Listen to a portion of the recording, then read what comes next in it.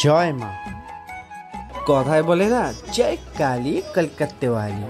আর সেই মায়ের টানেই আজকে আমরা চলে এসেছি কালীঘাটে। তোমরা অনেকেই হয়তো জানো যে 51 সতীপীঠের মধ্যে এই সতীপীঠ হচ্ছে অন্যতম।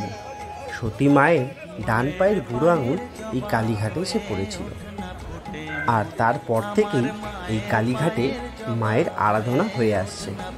দেশ বিদেশ থেকে নানা প্রান্ত থেকে বহু মানুষ প্রত্যেক দিনই এই কালীঘাটে এসে ভিড় করে। বন্ধুরা, আমরাও অনেক দিন ধরে ভাবছিলাম যে একদিন মায়ের কাছে ঘুরে আসব, কিন্তু সময় আর হয়ে উঠছিল না।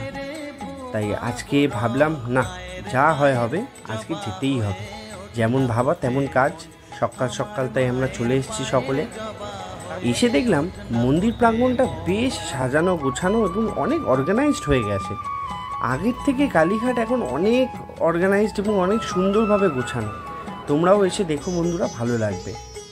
সকাল সকাল আমরা পুজো দিলাম, মন্দিরে এসে অনেকক্ষণ সময় কাটালাম, মায়ের দর্শন করলাম। ভিড় ছিল তুলনামূলক কম। যাই হোক, এর পাশাপাশি আমার আর আমার দাদার বাইকটাও অনেক দিন ধরে ভাবছিলাম যে পুজো দেবো, তো সেটাও পুজো আমরা দিয়ে দিলাম। পুজো টুজো দেওয়া হয়ে যাওয়ার পর চিরাচরিতভাবে আমাদের একদম সোজা শটান চলে গেলাম কচুরির দোকানে। সেখানে গিয়ে গরম গরম কচুরি আর জিলিপি দিয়ে জলখাবারটা সেরে ফেললাম। তারপর আমরা বাড়ি চলে এলাম। বন্ধুরা, তোমাদের যখনই দর্শন করতে ইচ্ছা করবে, একদম সোজা চলে আসবে মায়ের কাছে, দেখবে মনটা খুব ভালো লাগবে। ওকে বন্ধুরা, আমাদের মিনি ব্লগটা কেমন হলো অবশ্যই জানিও।